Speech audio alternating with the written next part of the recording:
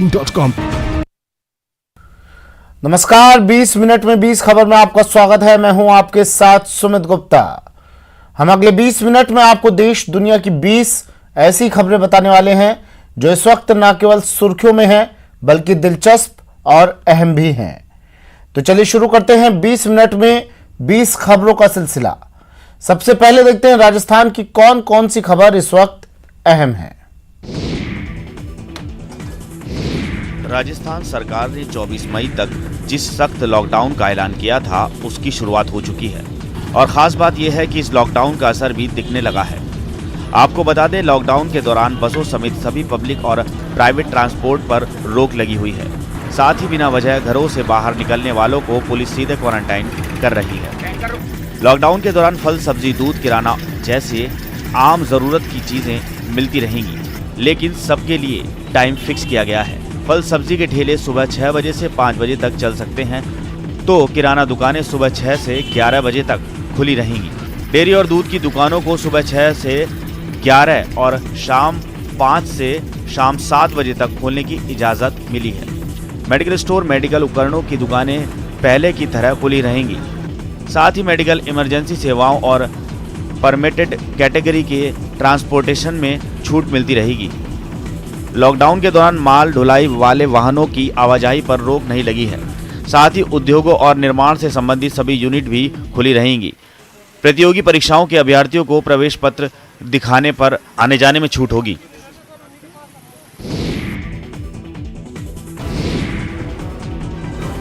महामारी red alert, जन अनुशासन, लॉकडाउन की शुरुआत के साथ ही प्रदेश सरकार ने मजदूरों का पलायन रोकने की कोशिशें शुरू कर दी हैं। इसके लिए राज्य के गृह विभाग ने मजदूरों और कर्मचारियों की आवाजाही को लेकर जरूरी दिशा निर्देश दिए हैं। इस दिशा निर्देश के मुताबिक प्रत्येक उद्योग निर्माण इकाई को अपने मजदूरों के लिए एक आईडी कार्ड उपलब्ध करवाना होगा। इस आईडी कार्ड पर श्रमिक का नाम, फोटो, पता, मोबाइल नंबर और शिफ्ट का समय अंकित होगा। साथ ही उनके लिए ट्रांजिट पास भी उपलब्ध कराना होगा। ये ट्रांजिट पास उद्योग में काम करने की शिफ्ट के प्रारंभ होने के समय से 1 घंटे पहले और शिफ्ट खत्म होने के 1 घंटे बाद तक वैध होगा। खास बात यह है कि ये पास केवल घर से कार्यस्थल और कार्यस्थल से घर हेतु जारी किया जाएगा। इसके साथ ही सरकार ने यह भी कहा है कि अगर संभव हो तो श्रमिकों के लिए स्पेशल बस का संचालन किया जाए।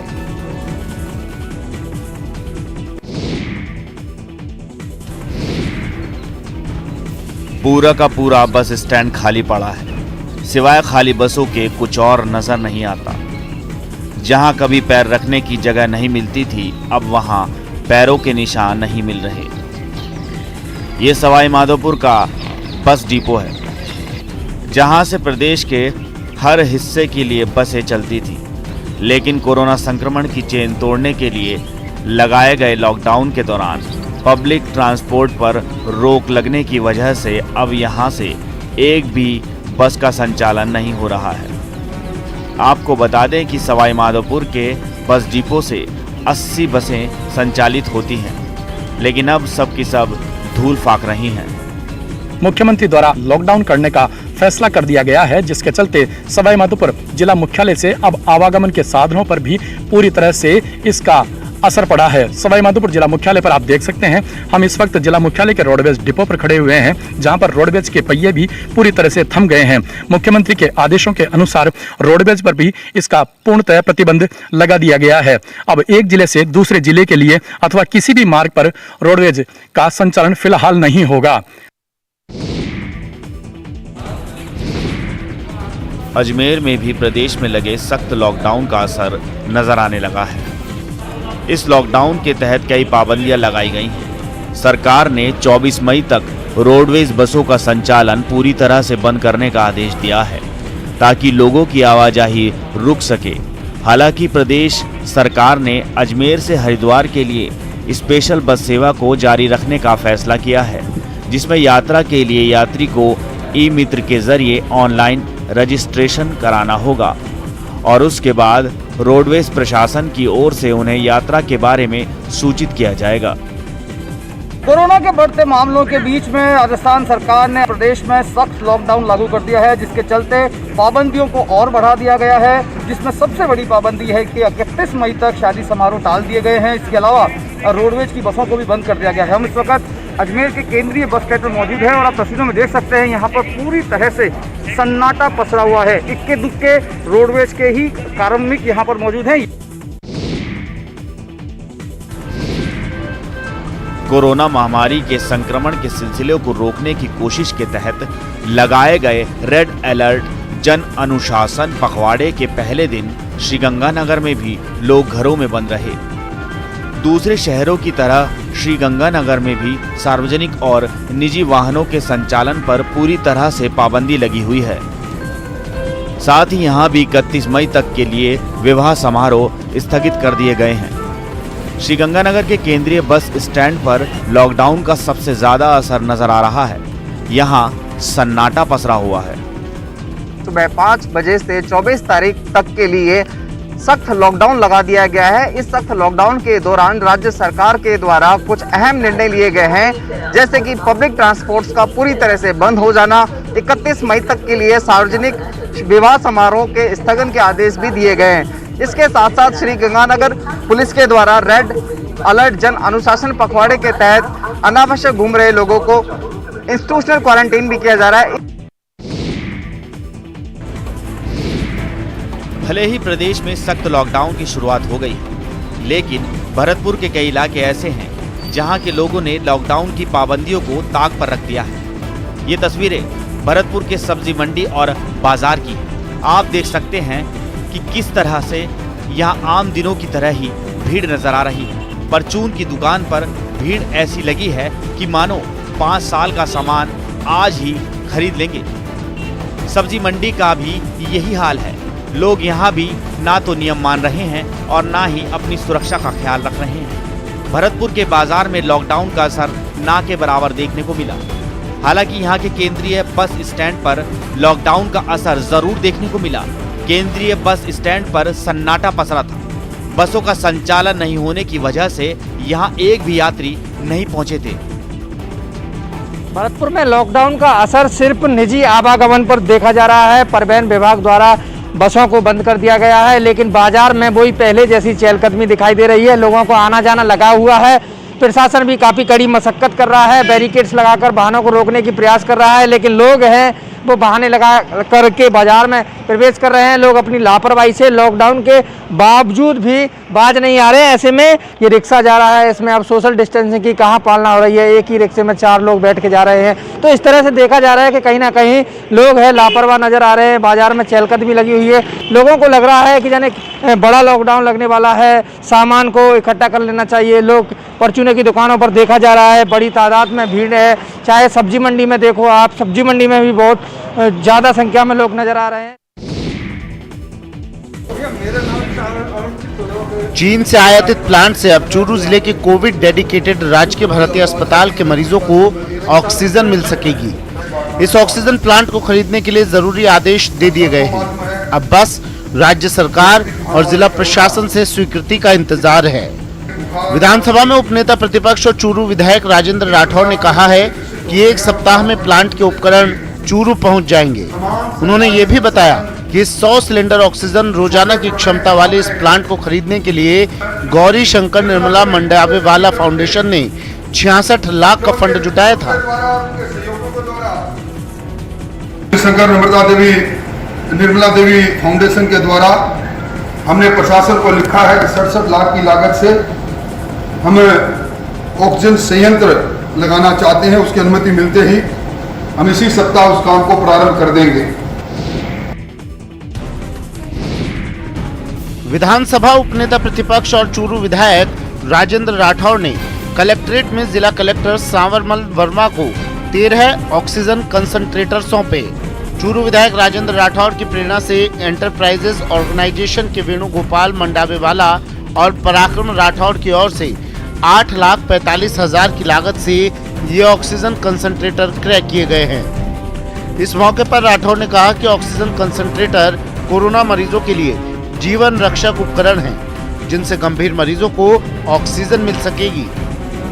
चूरू के भरतिया चिकित्सालय पर बढ़ते हुए दबाव और ऑक्सीजन की कमी को देखते हुए एंटरप्राइजेज ऑर्गेनाइजेशन के द्वारा ईओ जयपुर के द्वारा आज 13 ऑक्सीजन कंसंट्रेटर विदेश से मंगाकर प्रशासन को भेंट किए गए हैं। 8,71,000 की लागत से आज वो प्रशासन को भेंट कर रहे हैं। कोरोना संक्रमण की रोकथाम के लिए चित्तौड़गढ़ में भी 18 से 44 साल के आयु वर्ग के लोगों को टीका लगाने का काम शुरू हो गया है। एडवांस रजिस्ट्रेशन की व्यवस्था के आधार पर यहां टीकाकरण शुरू किया गया है। इसका मतलब है कि जिन लोगों ने मोबाइल ऐप के जरिए अपना रजिस्ट्रेशन करवा लिया था, पहले दिन उन्हें ही टीका लगाया गया। इस नियम को लेकर पहले ही निर्देश जारी कर दिए गए थे। साथ ही ये भी कहा गया था कि ऑन स्पॉट रजिस्ट्रेशन नहीं होगा, लिहाजा वही लोग वैक्सीनेशन सेंटर पर आए जिन्होंने पहले से रजिस्ट्रेशन करा रखा था। बाकी लोग बेवजह भीड़ न लगाए। लगानी चाहिए, यूँ डरना नहीं चाहिए कि कुछ हो जाएगा। आपके उसके लिए ही है, सेफ्टी के लिए, तो फिर जाना चाहिए। अपील यही है कि ज़्यादा से ज़्यादा संख्या में आएँ और वैक्सीनेशन करवाएं। ये किसी न किसी प्रकार से हमें बचाता ही है कोरोना से। और सरकार का बहुत बहुत धन्यवाद कि उसने 18 से 44 वर्ष के लिए भी सोचा और वैक्सीनेशन शुरू किया।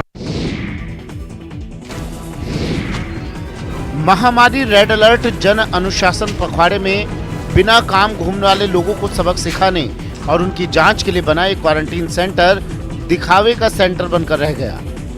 अलग अलग विभागों में उलझे इस क्वारंटीन सेंटर का नाम कागजों में तो खूब चला, लेकिन कोरोना संक्रमण रोकने में इससे कोई मदद नहीं मिली। दरअसल इस सेंटर का मकसद जो था वो पूरा ही नहीं हो पाया। पुलिस सड़क पर बेवजह घूम रहे लोगों को यहाँ पहुँचा देती और उसका काम खत्म हो जाता। पुलिस जिन्हें इस सेंटर पर छोड़कर जाती, चिकित्सा विभाग के कर्मचारी उनका सैंपल लेकर जांच के लिए भेज देते और उसके बाद ना तो इन्हें कोई देखने वाला था ना रोकने वाला। यहाँ आए लोगों का मन हुआ तो वो यहाँ रुकते या फिर यहाँ से निकल जाते। 11 बजे के बाद जो भी घूमते बाजार में घूमते मिलते उनको लेकर आते हैं, जिसको क्वारंटाइन किए जाते हैं किया जा रहा है।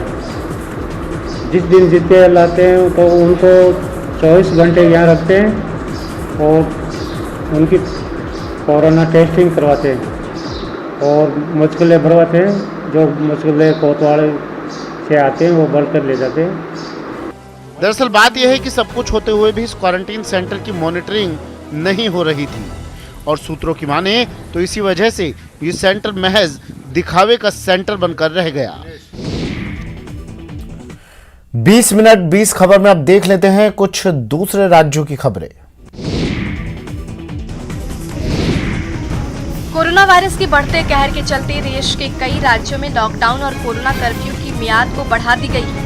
राजस्थान के साथ साथ तमिलनाडु और पुडुचेरी में 2 हफ्ते का लॉकडाउन शुरू हो गया है, जबकि कर्नाटक में लॉकडाउन जैसी पाबंदी 24 मई तक प्रभावी रहेगी। केरल में 2 दिन पहले से ही 9 दिनों के लिए पूर्व लॉकडाउन लगाया गया था। हरियाणा में सुरक्षित हरियाणा के तहत 17 मई तक सख्त पाबंदियां लागू है। इसके अलावा जम्मू कश्मीर में भी लॉकडाउन को 17 मई तक के लिए बढ़ा दिया गया है। पूर्वोत्तर के मिजोरम में 7 दिनों पहले ही पूर्ण लॉकडाउन की शुरुआत हो गई थी, जबकि सिक्किम में लॉकडाउन जैसी पाबंदी 16 मई तक प्रभावी रहेगी। दिल्ली सरकार ने भी लॉकडाउन बढ़ाते हुए सख्ती भी बढ़ा दी। यहाँ लॉकडाउन में मेट्रो सेवाएं बंद हैं, जबकि सार्वजनिक स्थलों पर विवाह समारोह के आयोजनों पर भी रोक है। बात यूपी की करें तो यहाँ पर 17 मई की सुबह 7 बजे तक कर्फ्यू बढ़ाने का फैसला किया गया है। बिहार के दरभंगा से एक चौंकाने वाला वीडियो सामने आया है। वहां मोबाइल चोरी के आरोपी की भीड़ ने जमकर पिटाई कर दी। बताया गया कि आरोपी दिन दहाड़े एक आदमी के हाथ से उसका फोन छीनकर भाग रहा था, लेकिन वो भीड़ के हत्थे चढ़ गया। इसके बाद तो लोगों ने उस पर जमकर हाथ साफ कर दिया। जिसको मौका मिला उसी ने उसकी पिटाई शुरू कर दी। इस दौरान वहां काफी भीड़ इकट्ठा हो गई, लेकिन बेपरवाह लोगों ने कानून की भी परवाह नहीं की और आरोपी को सड़क पर ही सबक सिखाना शुरू कर दिया। इस दौरान उसने विरोध की भी कोशिश की, लेकिन भीड़ के आगे किसी की भी नहीं चली। इस दौरान भीड़ ने उससे बीच सड़क पर उठा बैठक लगवाई। मुंबई के करीब बदलापुर से हैरान कर देने वाली तस्वीरें सामने आई हैं। यहाँ नगर पालिका के कर्मचारी एक दुकान से जबरदस्ती सामान उठाकर ले गए। बताया गया कि नगरपालिका की एक टीम कोरोना को देखते हुए गश्त पर निकली थी और इसी दौरान कुछ कर्मचारी इस स्टोर में भी जांच के लिए अंदर पहुंचे। इस टीम में कुछ पुलिस वाले भी शामिल दिखे। इस टीम के अंदर घुसते ही वहां अफरा तफरी का माहौल बन गया। इन लोगों ने घुसने के साथ ही स्टोर को खाली करना शुरू कर दिया। जल्द ही वहां खरीदारी करने पहुंचे लोगों के साथ स्टोर का स्टाफ भी बाहर निकल गया। स्टाफ के निकलने के बाद छापेमारी करने पहुंची इस टीम ने वहां रखे सामान पर हाथ साफ करना शुरू कर दिया। टीम में शामिल एक आदमी वहां रखा सामान उठाकर बाहर जाता दिखा। उसके पीछे एक दूसरे कर्मचारी ने भी अंदर रखा सामान बाहर पहुंचाना शुरू कर दिया। इस दौरान वर्दी में नजर आ रहे लोग उनका पूरा साथ देते दिखे। एक एक कर इन लोगों ने दुकान से काफी सामान उठा लिया और वहां से निकल गए।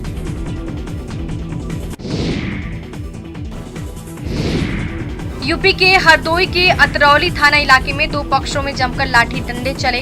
काशीपुर बहेरिया में विवाद के बाद कुछ लोगों ने एक महिला समेत उसके परिजनों को लाठी डंडों से पीटा। वीडियो वायरल होने के बाद पुलिस ने 8 लोगों के खिलाफ केस दर्ज कर लिया है। बताया जा रहा है कि महिला अपने घर के बाहर बैठी थी। इस बीच पड़ोस में रहने वाली दूसरी महिला आई और कोरोना होने की बात कहते हुए दरवाजे के पास थूक कर चली गई, जिसके बाद दोनों पक्षों में विवाद शुरू हुआ। हमारी टीम ने पुलिस अधिकारी से संपर्क करने की कोशिश की, लेकिन अधिकारी मामले पर कुछ भी बोलने से बचते नजर आ रहे हैं।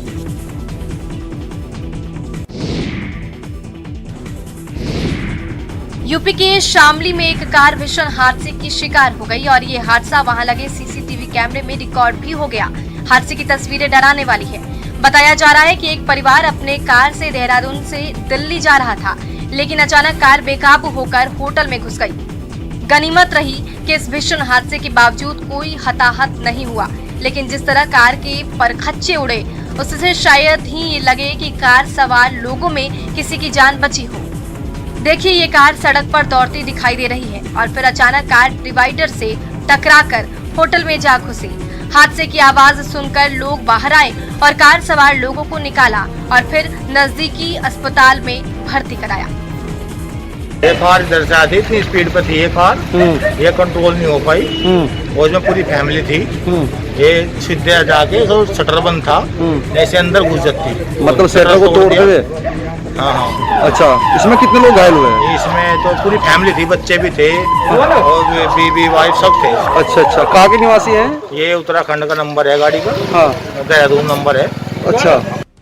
शामली के कांधला थाना इलाके के पास ये हादसा हुआ। हादसे के बाद काफी देर तक अफरा तफरी मची रही, जिससे वहां जाम लग गया।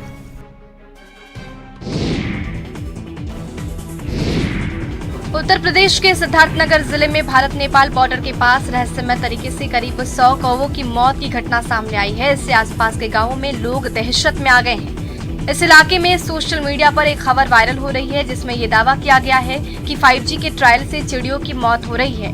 गाँव वालों ने इसे कौवों की मौत से जोड़ दिया है। बड़ी तादाद में कौवे की मौत की खबर मिलने पर वन विभाग भी हरकत में आया। वन विभाग की टीम ने मौके पर पहुंचकर मुआयना किया और मौत की वजह ढूंढने में जुट गए। कुछ कौवों के सैंपल को जांच के लिए लैब भेजा गया है। डीएफओ ने भी करीब 55 मरे हुए कौवे मिलने की पुष्टि की है। अब तो पोस्टमार्टम रिपोर्ट आने और जांच के बाद ही पता चलेगा कि इन कौवों की मौत किस वजह से। वहाँ पे प्राइमा फेसाई देखने से अभी उनका कोई कारण पता नहीं लग पा रहा है, क्योंकि कौवों के बॉडीज पे कोई स्कैब्स या कोई वुंड्स जो होते हैं, जो नॉर्मली किसी बीमारी के उस पर एक फर्स्ट रेफरेंस पॉइंट होता है, वो भी हमें कुछ इस टाइप का नहीं दिखा है और ना ही कोई घाव या इस टाइप से दिखने की वजह से इस करके अभी बिना इनके पोस्टमार्टम और बिना वेटरनरी डिपार्टमेंट और उनके डॉक्टर्स का जब तक एनालिसिस पूरा नहीं आ जाता तब तक के लिए इसकी कहना कुछ भी अभी बहुत ही जल्दी होगा। कोरोना की दूसरी लहर से इंसान ही नहीं बल्कि बेजुबानों को भी संकट का सामना करना पड़ रहा है। इंसान बीमारी से बच रहा है तो सड़क पर बेजुबान भूखे हैं। हालांकि नैनीताल में कुछ डॉग लवर आगे आए हैं। अब रितेश को ही देख लीजिए। नैनीताल के रहने वाले रितेश की सुबह सड़क के इन बेजुबानों के साथ शुरू होती है। कर्फ्यू के बंद बाजार में भूखे स्ट्रीट डॉग्स के लिए रितेश रोजाना ब्रेड और दूध लाते हैं। उसके बाद इनको जगह जगह पर जाकर खाना खिलाते हैं। रितेश के इस मुहिम में उनके साथी भी उनकी मदद कर रहे हैं। जैसे भूख जैसे सबको लगती है, हमें भी लगती है, तो इनके लिए थोड़ा खाने की व्यवस्था नहीं हो पा रही है, तो हमने कोशिश करी कि जितना भी हमसे बन पड़ता है इनके खाने की व्यवस्था की जाए ताकि लोग भूखे ना मरे। और भूख के कारण फिर थोड़ा अग्रेसिव हो जाते हैं, तो जिससे और लोगों की शिकायत भी रहती है। तो कोशिश ये है कि इनको जैसे तैसे करके इनको भोजन की मुहैया कराया जाए। नैनीताल में स्ट्रीट डॉग होटलों और रेस्टोरेंट के खाने पर निर्भर है, लेकिन 23 अप्रैल से बंद होते होटल और रेस्टोरेंट ने इन्हें भूखे छोड़ दिया है और खाना न मिलने से स्ट्रीट डॉग्स ने लोगों पर हमला करना भी शुरू कर दिया है। इनके लिए बिल्कुल भी कुछ की सुविधा नहीं हो पा रही है सर, क्योंकि इस बार जो है ये सारे रेस्टोरेंट होटल यहाँ के सब बंद हो गए हैं और ये जो मेन डिपेंड है वो इन्हीं से है। तो इसी वजह से फिर मैंने सोचा कि क्यों ना इनके लिए भी मुहैया करवाया जाए। सरकार कहे अगर इनको एक टाइम का भी खाना अगर मिलता है तो शायद बच जाए सर। बहरहाल रितेश सागर समेत इन डॉग्स लवर की मुहिम से न सिर्फ इन कुत्तों को हमलावर होने से बचाया जा रहा है, बल्कि इन बेजुबानों को भूख से भी बचाया जा रहा है। चलिए और अब देख लेते हैं अंतर्राष्ट्रीय जगत की कुछ अहम खबरें। अफगानिस्तान की राजधानी में एक गर्ल्स स्कूल में हुई भीषण बम धमाके में मरने वालों की संख्या बढ़कर 50 हो गई है। काबुल के गृह मंत्रालय के मुताबिक मरने वालों में अधिकतर 11 से 15 साल की लड़कियां हैं। काबुल पर हुए इस हमले को लेकर भारतीय विदेश मंत्रालय ने कहा है कि दुख की इस घड़ी में भारत अफगानिस्तान के साथ खड़ा है और भारत इस हमले की कड़ी निंदा भी करता है। शनिवार को एक के बाद एक धमाके राजधानी काबुल के पश्चिम में स्थित शिया बहुल इलाके में हुए हैं। तालिबान ने इसकी जिम्मेदारी नहीं ली है और घटना की निंदा की है। बताया जा रहा है कि पहला धमाका विस्फोटकों से लदी गाड़ी में हुआ और उसके बाद 2 और धमाके हुए। इन हमलों में पश्चिमी दश्ते बर्ती इलाके के हाजरा समुदाय को निशाना बनाया गया, जहां ये धमाके किए गए। वहां अधिकांश हाजरा शिया मुसलमान हैं। ये इलाका अल्पसंख्यक शिया मुसलमानों को निशाना बनाकर किए जाने वाले हमलों के लिए कुख्यात है और इन हमलों की जिम्मेदारी अक्सर देश के सक्रिय इस्लामिक स्टेट से संबद्ध संगठन लेते हैं। शनिवार को हुए धमाकों की जिम्मेदारी अब तक किसी ने नहीं ली है।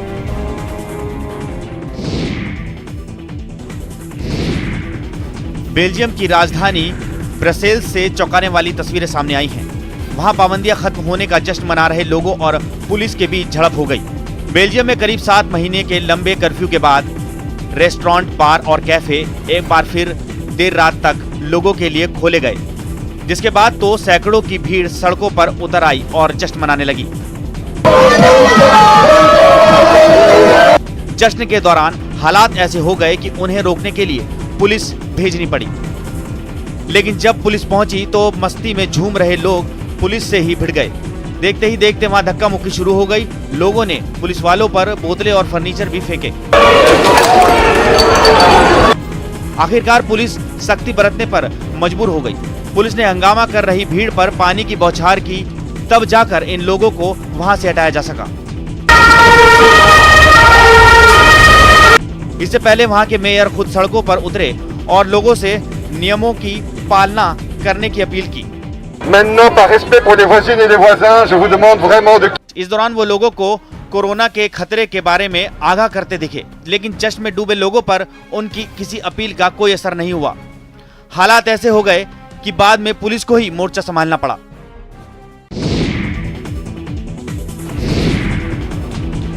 अमेरिका का कोलोराडो गोलीबारी की घटना से दहल उठा। जन्मदिन की पार्टी में हुए इस फायरिंग की घटना में 7 लोगों की मौत हो गई। बताया जा रहा है कि गर्लफ्रेंड के घर हुई जन्मदिन की पार्टी में उसके प्रेमी ने वहां अंधाधुंध फायरिंग कर दी। बताया ये भी जा रहा है कि रविवार को कोलोराडो के कैंटरबरी मोबाइल होम पार्क में जन्मदिन की पार्टी चल रही थी। तभी हथियार से लैस एक युवक ने वहां अंधाधुंध फायरिंग कर दी, जिसमें 6 लोगों की मौके पर ही मौत हो गई, जबकि एक शख्स बुरी तरीके से घायल हो गया, जिसे अस्पताल में भर्ती कराया गया है, लेकिन इलाज के दौरान उसने भी दम तोड़ दिया है।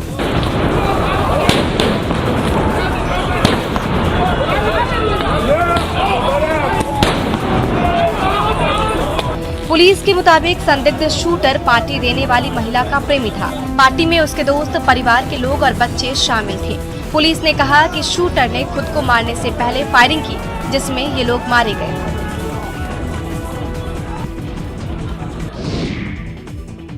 फिलहाल इतना ही, दीजिए इजाजत, नमस्कार।